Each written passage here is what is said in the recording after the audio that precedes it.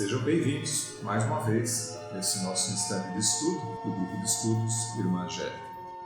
Estamos estudando o Livro dos Espíritos, estamos no livro 2, Mundo Espírita ou dos Espíritos, capítulo 8, da Emancipação da Alma, e o tema de hoje é a conclusão do tema que fala sobre o sono e os sonhos.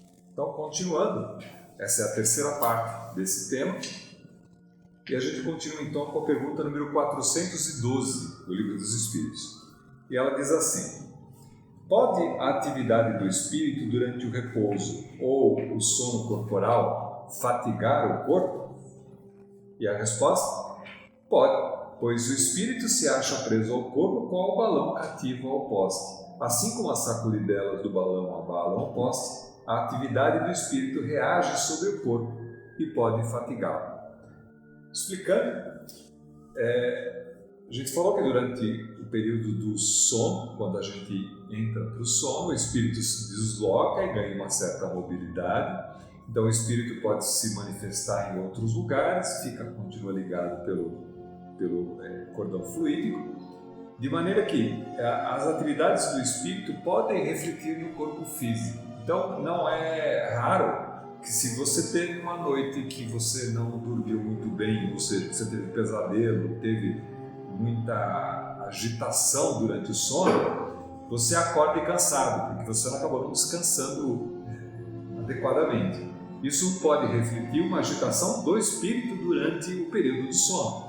Já que ele está ligado ao corpo físico, se ele tiver alguma coisa que faça com que ele se agite muito na espiritualidade, essa ligação no corpo físico faz a reação no corpo físico.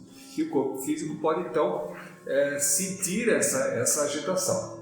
Da mesma maneira, se você se prepara bem para o sono e tem um sono tranquilo, relaxado e adequado, a movimentação, a mobilidade que o espírito ganha na erraticidade não afetará o corpo físico, já que o corpo está relaxado, está tranquilo, você está numa noite boa de sono, o teu espírito está vivenciando atividades na espiritualidade, mas não afeta o corpo físico, o que é normal acontecer. Então é normal que no período do sono a gente descanse, o corpo físico descanse. A gente já disse que o espírito não precisa do descanso, o espírito ganhando a mobilidade pode se manifestar naquilo que tem seu interesse, você pode fazer curso, pode visitar pessoas amigas que você não via há muito tempo, visitar outros espíritos, conversar com outras pessoas na espiritualidade, e o teu corpo físico está lá bonitinho, lá descansando, de maneira que quando você acorda de manhã você está bem descansado, sem problema nenhum.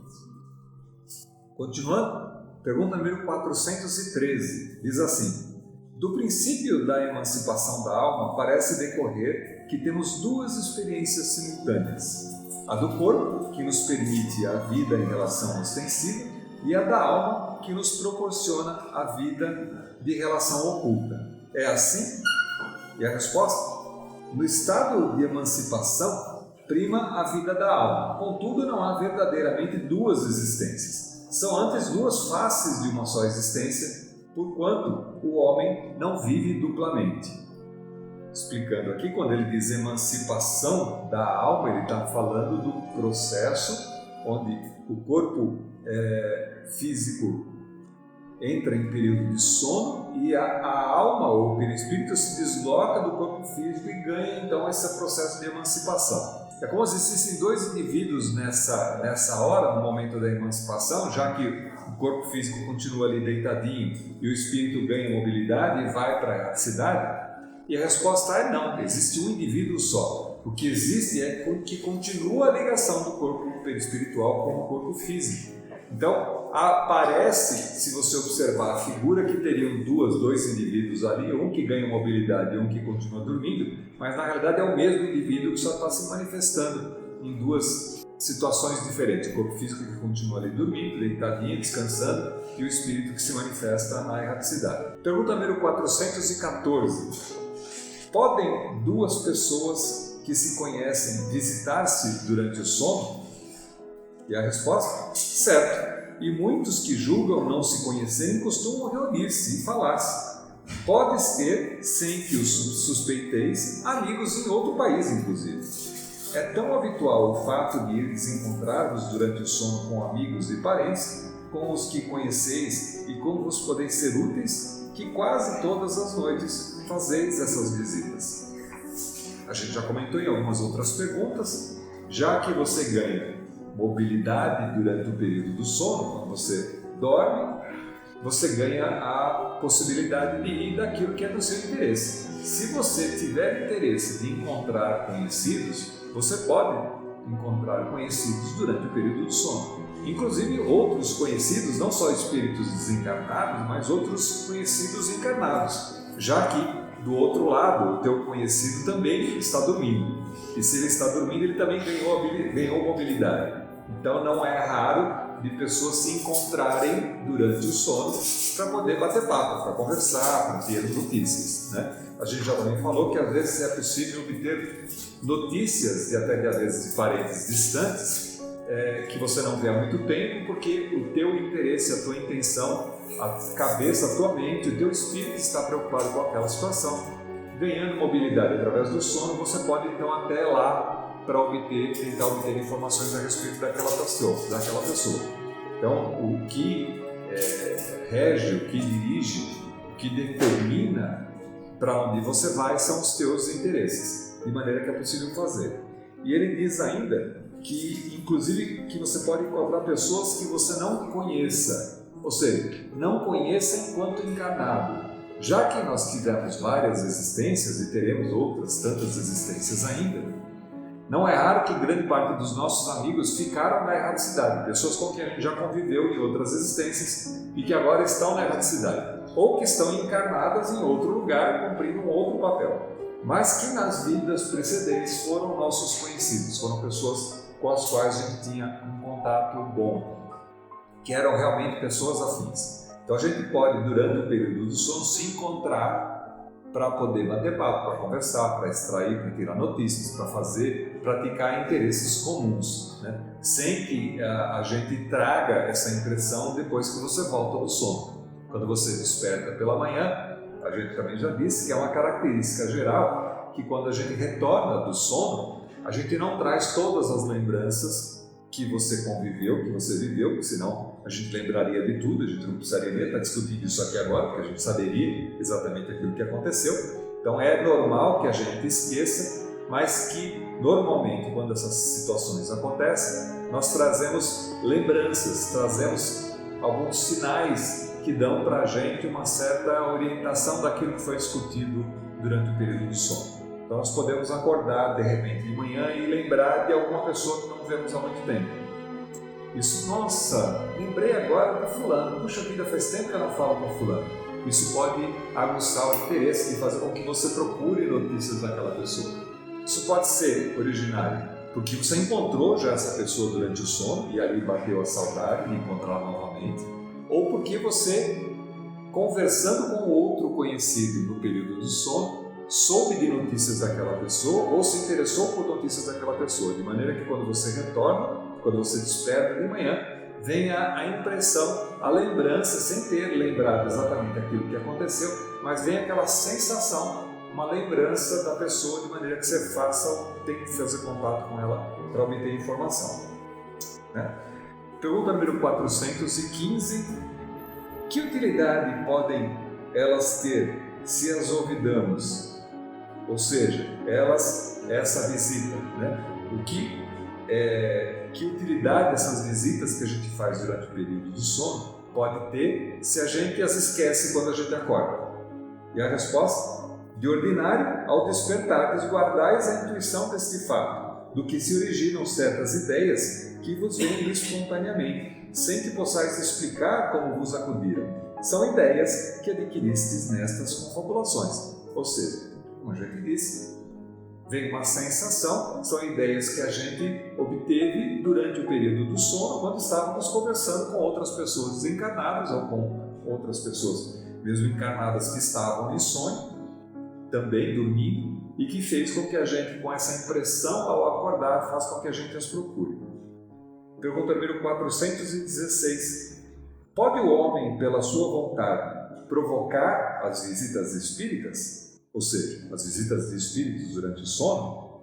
Pode, por exemplo, dizer, quando está para dormir: quero esta noite encontrar-me em espírito com fulano, quero falar-lhe para dizer isto. Ou seja, a proposição, a ideia de que eu vou dormir e eu gostaria de encontrar durante o sono fulano de tal para falar com ele sobre esse assunto. A gente pode induzir esse contato? E a resposta? O que se dá é o seguinte: adormecendo o homem, seu espírito desperta, e muitas vezes nada disposto se mostra a fazer o que o homem resolvera. Então, quando o espírito desperta, como a gente disse, são os interesses do espírito que definem para onde ele vai. Se aquele desejo é o desejo real do espírito, então é possível que ele se manifeste. Se era só uma frivolidade, só eu queria passear, eu queria fazer uma outra coisa diferente, e isso não é o desejo do espírito em si, mas só daquela situação momentânea antes do sono, então isso provavelmente não acontecerá. Então ele diz assim: porque a vida desse que é o enquanto encarnado, né, pouco interessa ao seu espírito. Quer dizer, aquela situação momentânea, que é a vida corrente que a gente está fazendo aqui, não tem grande interesse ao espírito, o nosso próprio espírito, já que o nosso próprio espírito tem outros interesses maiores para buscar, uma vez desprendido da matéria. Isso com relação a homens já bastante elevados espiritualmente. Os outros passam de modo muito diverso a fase espiritual da sua existência terrena. Entregam-se a paixões que os escravizam ou se mantêm inativos. Pode, pois, suceder, tais sejam os motivos que a isso induzam, que o espírito vá visitar aqueles com quem deseja encontrar-se, mas não constitui razão para que semelhante coisa se verifique, o simples fato de ele o querer quando desperta. A impressão, a essência, é o que na realidade você tem de desejo forte, eminente sobre aquilo que você vai fazer. Você pode sim, de uma certa maneira, se isso for teu desejo real e for proveitoso, no sentido de, eu gostaria de, puxa vida, não vejo há tanto tempo fulano e tal, eu gostaria muito de poder encontrar com ele. Isso pode ser uma indução para que a gente encontre no período do sono, o que não significa que a gente vai lembrar quando acordar, né? Porque a gente já disse que esquece quando retorna, mas pode orientar esse encontro se não tiver coisa melhor para você fazer depois de dormir, porque pode ser que você tenha outros interesses que sejam mais fortes que esse. Embora exista o desejo de encontrar alguém, você ficou pendente de alguma tarefa ou até algum trabalho que você está executando na espiritualidade durante o sono, e que essa obrigação é muito mais forte, muito mais importante do que o desejo de passear, de encontrar alguém ou de tirar notícias a respeito dela. Pergunta número 417. Podem espíritos encarnados reunir-se em certo número e formar assembleias? Ou seja, as pessoas podem se reunir, aqueles que estão encarnados aqui em sonhos se reunirem fora quando estão no sonho, né? E a resposta? Sem dúvida alguma. Os laços antigos ou recentes da amizade costumam reunir, deste modo, espíritos diversos que se sentem felizes por estarem juntos.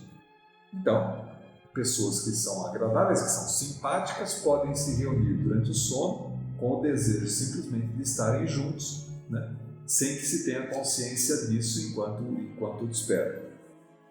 Pelo termo antigos, que ele fala pessoas antigas que você conhece, antigo, né? Ele diz assim: pelo termo antigo se devem entender os laços de amizade contraída em existências anteriores. Ao despertar, guardamos a intuição das ideias que aurimos desses colóquios, mas ficamos na ignorância da fonte de onde promanava. Ou, como a gente já disse também, a gente normalmente acorda de manhã cheio de ideias, às vezes da solução dos problemas que existiam no dia anterior e que você não conseguia resolver. De repente, de manhã você acorda com soluções para os problemas. Então isso pode ser fruto dessa sua convivência com amigos desencarnados, conhecidos ou não dessa existência, que pode ser de existências anteriores, que podem ter te ajudado a dar ideias de como resolver os problemas, por exemplo. Pergunta número 418 e última desse tema. Uma pessoa que julgasse morto um dos seus amigos, sem que fosse tal a realidade, poderia encontrar-se com ele em espírito e verificar que continuava vivo? E dado o fato, poderia ao despertar ter dele a intuição? Resposta: como espírito, a pessoa que figuras pode ver o seu amigo e conhecer-lhe a sorte, se não lhe houver sido imposto por prova crer na morte desse amigo. Poderá ter um pressentimento da sua existência, como poderá tê-lo da sua morte. A gente já disse que, às vezes, esse desejo de encontrar alguém que a gente não vê há muito tempo, essa intuição que a gente tem ao acordar, pode significar um desejo de notícias daquela pessoa, que a gente acorda sem ter tido notícias, ou pode, muitas vezes, ser uma informação recebida. Às vezes, esse desejo de procurar alguém que você não via há muito tempo faz com que você, a hora que acorde de manhã, vá procurar notícias dessa pessoa que você não vê e acabe descobrindo que a pessoa morreu, que a pessoa faleceu.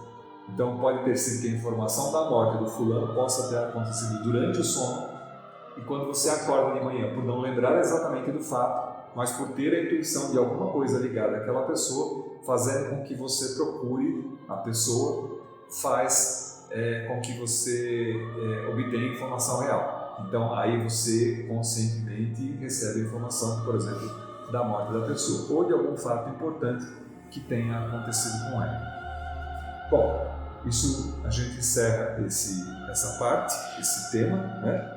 O sono e os sonhos, do capítulo 8 da Emancipação da Alma, do livro 2, Mundo Espírita, Todos os Espíritos. Só uma pequena conclusão a respeito desse tema. No grande assunto o sono e os sonhos, a gente tem que a nossa vida espiritual ela continua durante todo o tempo, mesmo que estamos encarnados. O espírito não para nunca, ele continua vivendo, vive por várias existências e vive inclusive enquanto está numa existência encarnada, continua um processo de exercício mesmo durante o sono, já que durante o sono quem precisa descansar é a matéria, não é o espírito.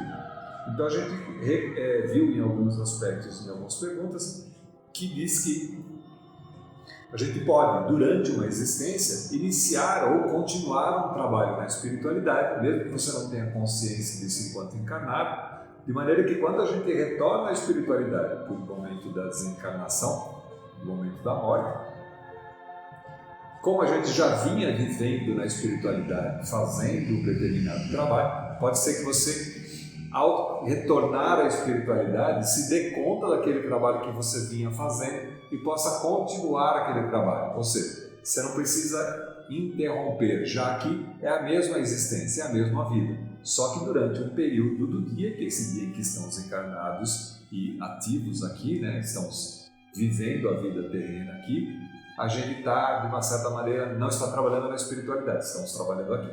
Quando a gente retorna à espiritualidade, a gente pode continuar. Então não existe um processo de interrupção da vida espiritual. Existe um processo de se ausentar da erraticidade durante o período em que a gente está encarnado, que a gente está vivendo aqui, né? Isso dá uma noção para a gente de que dessa continuidade do espírito,